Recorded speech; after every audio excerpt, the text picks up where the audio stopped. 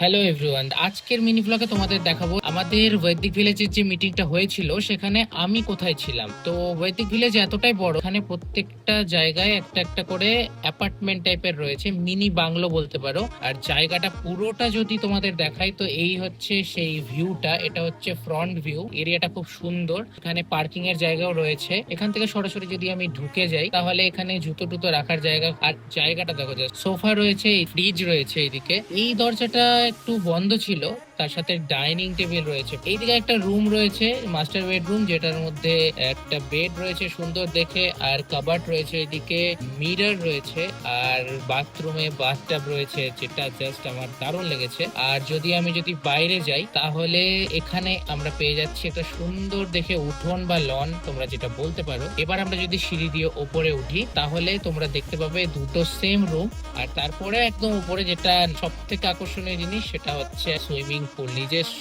Personal swimming pool রয়েছে। তো আজকের জন্য এইটুকুই, দেখা হচ্ছে নেক্সট মিনি ব্লগে। টাটা।